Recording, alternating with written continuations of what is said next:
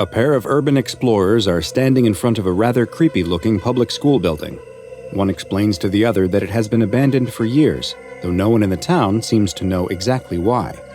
The two pull a board off one of the windows and climb through. The inside looks pretty much like they were expecting.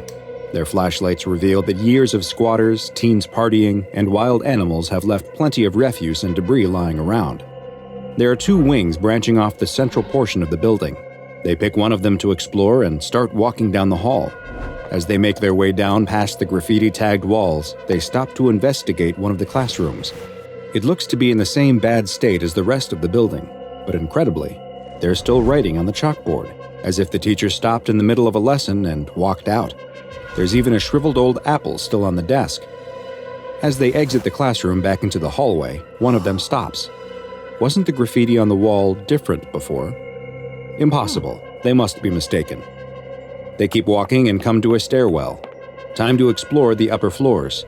They head up the stairs to the second floor and poke their head out. Everything looks to be about the same as on the first floor. They go back into the stairwell and start heading up again. It feels like they've been walking up the stairs for a long time, though. They should be all the way at the roof by now. They finally reach a door. It must lead to a taller part of the building they couldn't see from the ground outside. They open the door and see the second floor again. How could this be? The two look at each other.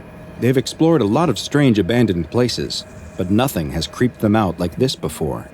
They head back down the stairs, and after only a few steps, they are back on the first floor. Something is really wrong with this place. Maybe it's best if they leave. They start walking back towards the entrance, but one grabs the other and points into a classroom. Isn't this the room they went in before? It has to be. The same apple is on the desk, but the complicated physics lesson has been erased. Now the chalkboard has just a simple phrase written on it. The children used to sing. The two scream and run out of the classroom. But which way is the entrance? The hall appears to stretch on in either direction before turning at 90-degree angles. This isn't right. The entrance was definitely visible from outside the classroom before. They pick a direction and start to run. The hallways seem to go on and on, turning in ways that should double back on themselves, but they still can't find the entrance. They try going back up through a stairwell, but just like before, there appears to be either too many or not enough stairs between the floors. The explorers keep running, checking rooms for a way out. Somehow they keep finding that same room with the rotten apple on the desk. They're panicking now. Every time they look away, the graffiti on the wall changes, or a new classroom door appears in the hall. They keep running, though, turning corner after corner after corner until, there it is, the entrance. But it's then that one of the explorers realizes he is all alone.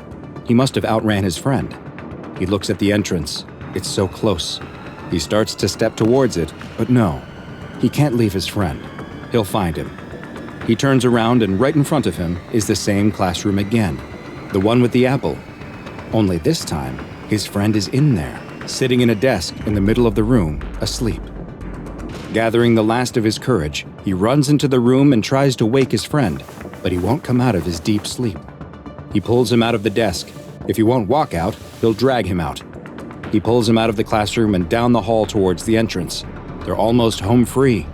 He's just feet away from the door. He reaches out with his free hand and grabs the handle. Locked. He starts banging on the door, terrified that they'll be trapped in this place forever. When suddenly, the doors swing open. Two stern-looking men in suits are standing in front of him. "You aren't supposed to be here," one of the men says, as the other picks up his friend, throws him over his shoulder, and escorts the both of them out of the school. What these urban explorers didn't know is that they had just unintentionally entered a mysterious anomaly that the SCP Foundation has designated SCP-026, a strange location that has been given the nickname After-School Retention. SCP-026 is a 3-story building that used to be a public school prior to it being shut down and condemned after both staff and students reported various anomalous properties in the building. They described hallways that seemed to change in length, classrooms disappearing and reappearing, and stairways with different numbers of steps leading up and down. The discrepancies between the building's blueprints and the reported interior were strange enough, but the former school truly came onto the Foundation's radar after the disappearances of multiple people in the area were linked to the location. It was initially believed, after sending in robots equipped with video equipment to explore the school, that the spatial anomalies were actually caused by an anomalous mental effect the space was having on people's perception, and that the physical layout of the school was not actually changing. However, additional exploration has proven that this is not the case. The physical space of the school does in fact seem to change, and even the exploration robots are affected by this shifting geometry. The inside of the school is covered in a substantial amount of graffiti, and most of it is the type you'd expect to see in any abandoned space. Gang signs, names, and street art, for example. But it appears to fade in and out, and will change location. The writing on the chalkboards in the classroom appears to do the same, and just like the graffiti, much of what is written on the chalkboards is what you would expect to find in a school. Most of the writing relates to basic subjects like math, literature, and biology. However, some of the subjects that have appeared are highly advanced and out of place in a non-university setting, such as the notes on quantum entanglement that were found on a chalkboard. Bizarrely, the phrase, "the children used to sing," has been found multiple times in a variety of places around the building, though researchers are still left without an answer as to what it means or what significance it holds. But the anomalous nature of the writing inside of SCP-026 doesn't stop there. The written content of books, notepads, and other pieces of paper brought into the school have been observed to disappear, leaving blank pages behind, only for the writing to reappear as graffiti or on the chalkboards. It is unknown why or how this is happening, but those working within SCP-026 are advised to be careful of what written materials they bring inside. Multiple unconscious persons have also been found in the building. Several of the people found in the school have been identified as either former students or faculty of the school, including teachers and janitors, all of whom had been reported missing in the years following the school's closure. Despite some of them disappearing as long as 10 years after the school closed, when they are found inside SCP-026, they appear much younger than they should be, with the majority being high school aged and dressed in the style of the school's dress code in the time before it was shut down. It is currently not known how they ended up inside of SCP-026 or why they present as being a younger version of themselves. Attempts to wake unconscious people while still inside the school are always unsuccessful. However, once they are transported outside of SCP-026, they will immediately awaken. All have displayed signs of confusion in their brief moments of consciousness, before quickly dying from what appears to be severe dehydration. Their bodies will then experience rapid advanced decomposition. No useful information on the nature of SCP-026 has been gleaned from any of these subjects in the brief period after removing them from the school that they are conscious and alive. There have also been several cases of D-Class personnel who had participated in SCP-026 research disappearing from Foundation control, only to be found within the school at a later date. All are found sleeping and experience the same fate as the others who mysteriously appear within the school. The same inability to wake up while inside the school appears to also apply to those who enter SCP-026 and fall asleep, though they do not suffer the same gruesome fate upon being removed from the site and waking. Such was the case for a Foundation agent who, during a routine security check of the site, was found sleeping in the entranceway of the school by his partner. They were unable to wake the agent up, and he was moved outside the building. As soon as he was outside of SCP-026, the agent regained consciousness and appeared to be in a state of extreme agitation.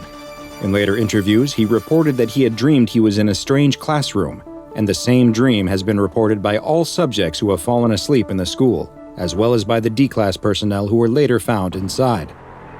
They all describe that in the dream, they are sitting inside of a classroom that closely resembles those found in SCP-026, though in the dream it is in a condition that matches how it likely appeared while it was still a functioning school. The bell rings, but no one moves, and raising their hand does not get the teacher's attention.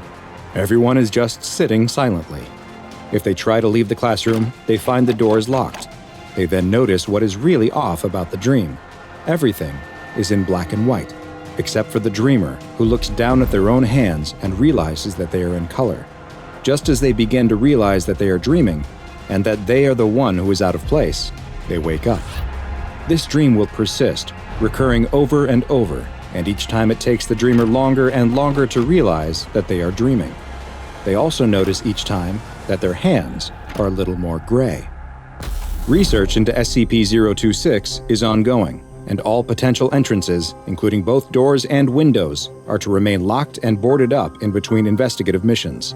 Alarms have been placed around the location to alert Foundation personnel in the event that civilians or any other unauthorized personnel gain entry to the site.